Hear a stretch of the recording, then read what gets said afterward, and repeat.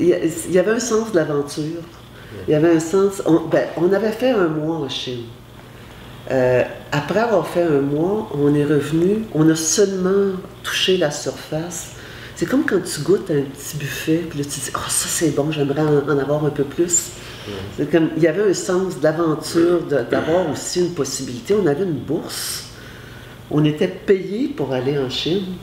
Bon, on n'avait pas beaucoup d'argent, il faut se comprendre, c'était minuscule, mais quand même, c'est une possibilité de découvrir le monde, de faire quelque chose d'autre.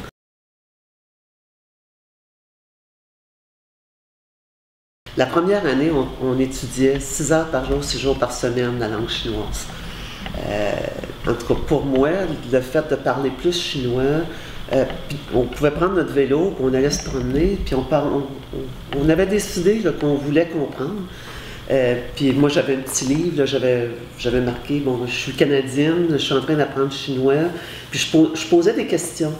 Alors, en posant des questions, puis en étant plus ouvert, en parlant mieux la langue, on a commencé à comprendre plus de choses. On est allé à la campagne vivre avec des paysans. Il y avait des aspects qui étaient très durs. Pendant les récoltes, là, tout le monde sortait des écoles, des usines. On allait dans les campagnes, on allait faire la récolte avec les paysans.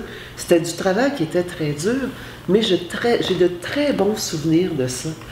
D'aller se promener en vélo dans les petites ruelles. Il y avait des belles ruelles traditionnelles. Il y avait des peintres dans les hutongs. On rentrait, puis il y avait des vieillards qui faisaient de la peinture traditionnelle sur de la soie. Et puis on pouvait s'asseoir avec eux, puis parler avec eux pendant des heures de temps. C'était... il y avait très peu d'étrangers à ce moment-là. Alors, on pouvait aller partout en vélo, et puis les gens étaient curieux, intéressés, surpris qu'on pouvait parler chinois. On avait vu comment le pays mettait beaucoup d'accent sur l'appui aux paysans, les coopératives agricoles, l'accès à la santé par les médecins aux pieds nus. Il y avait toutes sortes de choses comme ça qui nous semblaient intéressantes en termes de développement. On se disait, c'est un pays qui se prend en main, la mantra, c'est servir le peuple, les gens se mobilisent dans les campagnes, ils sont en train de cultiver du riz, ils vont nourrir tout le monde. C'était excitant comme... donc, moi, ma curiosité, c'est comment ils arrivent à faire ça. On avait développé des amitiés avec quelques Chinois qui sont devenus de très bons amis, puis qui ont commencé à plus nous parler de la réalité de ce que les Chinois tous les jours vivaient.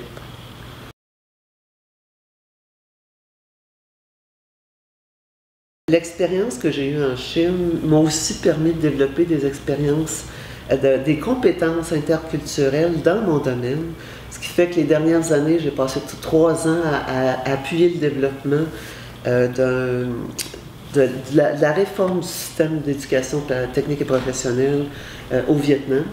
Alors, il y a eu toutes sortes de liens qui n'étaient pas... moi, je n'étais pas un sinologue, et ma carrière n'a pas été complètement en Chine, mais j'ai pu me servir de tout ce que j'ai appris pour redonner en partie à la Chine, et aussi, ça a fait des petits dans d'autres domaines.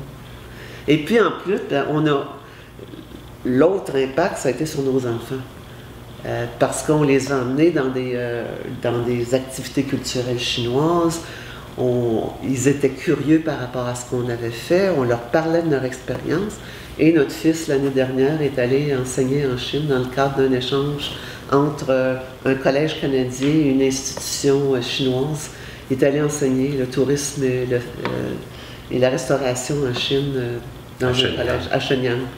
Alors, ça a non seulement influencé notre vie personnelle et professionnelle, mais ça continue à influencer même nos enfants.